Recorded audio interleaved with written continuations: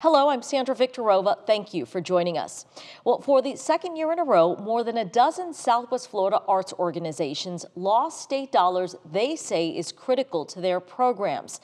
Last year, Governor Ron DeSantis vetoed $32 million in arts and culture grants that had been approved by the Florida Legislature. This year, the state's $115.5 billion budget includes over $18 million in arts and culture grants, but only a handful of Southwest Florida arts organizations qualified for a share of that money. 14 Lee County arts organizations were denied state dollars, including the Alliance for the Arts and Florida Repertory Theater. To learn more about the impact of these cuts, we are joined by WGCU arts reporter Tom Hall. Tom, welcome. Thank you for joining us. It's a pleasure to be here. Thank you. So help us to understand how critical these dollars really are. Obviously, the arts organizations are saying it is important to their overall budget. Well, the money is critical. It supports their operations. It allows them to have a full staff of employees. And unfortunately, there are going to be some arts organizations that may very well have to shutter because of the lack of these funds 2 years consecutive. So I assume the cuts mean that these organizations are having to rely more on their donor base, correct? That is. And I spoke recently to the producing artistic director at Florida Repertory Theater, Greg Longenhagen, and he talked about the fact that the donor base is having to step forward to try to make up some of the shortfall. We're heading into the season at least $150,000 down from what we thought we might have for our 28th season. So we're doing a number of things. We have an excellent donor patron class here at Florida Rep who have come in many times. They came in last summer as well when all funding was denied, all arts funding was done away with in the state of Florida. And they know this year we're looking at some of those similar challenges. Unfortunately, Sandra, not every organization has the donor base that the Alliance for the Arts or Florida Rep does. So for most arts organizations, especially the smaller ones, it's just not going to be possible for them to make up the shortfall by asking their members or donors to contribute more. I think a lot of patrons and folks who, just occasionally maybe they dabble in arts performances, maybe wondering how is this going to actually impact performances? What changes might they see? I asked that question to Greg Longenhagen, and I think he not only speaks for Florida Rep, but he speaks for all theater performing groups across Southwest Florida when he says that you're going to be seeing smaller shows and more modest shows. One of the things that we have to look at is what a lot of theaters are doing is scaling down the size of their cast, or they're scaling back a little bit on what they spend on their scenery or what type of scenery they do. So the Florida Rep also uses union actors. Could we potentially see them using less talent from out of state and really relying on local talent? There's a limitation in terms of how far back an equity theater like Florida Rep or Theater Zone can scale back. And that's because under their collective bargaining agreement with the Actors Equity Union, they have to, the first 7 actors in the show have to be union actors. And if they are casting a musical and there's a chorus, they have to cast so many union members in the chorus line as well. So it's conceivable that they will scale back in some of their other programming, but for anything that includes union equity actors, there really are limits. And that's a difficult situation because it's not just the salary that they're paid. They have to pay their transportation costs to bring them down here. While they're here, they have to pay for their room and board.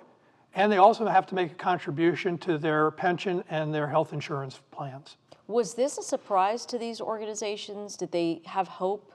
Did they think there was any possibility they'd be getting the funding?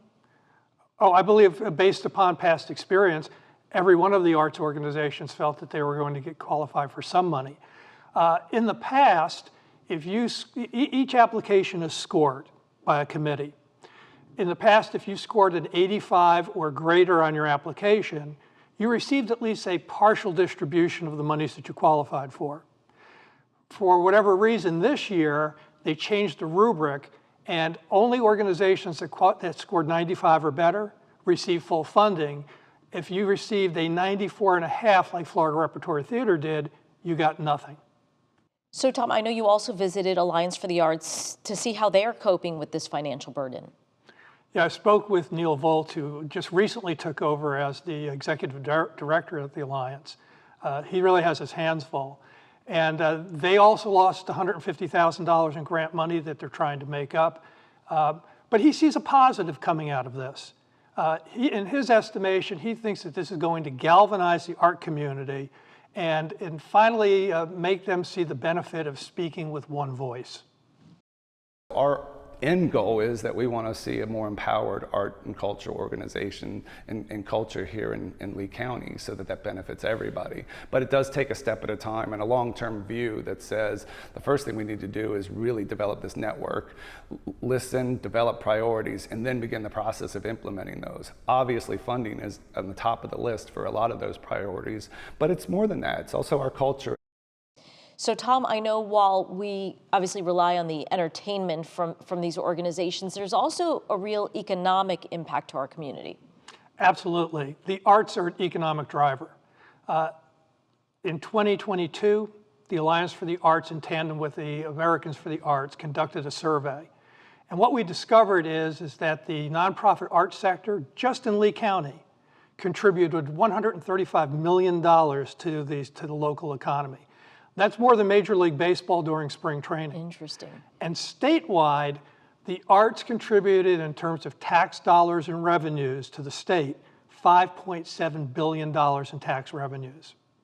Just go to Sarasota and see what happens when you take some of that bed tax money and invest it in art and culture. I mean, they're booming. They have an amazing, art and culture sector throughout their city, increases tourism, increases, funding for schools and helping create the innovators of the future right there in their hometown. You got Miami, you got other areas in the state that we can see firsthand what happens when you invest in, the arts and culture. So we're trying to paint a picture for our local government officials that this is money that is an engine for our economy, that it creates a better culture for everybody. So Tom, my understanding is in your reporting, you discovered that some local leaders may actually be willing to invest government dollars to support the arts because they do see this economic impact. Exactly right.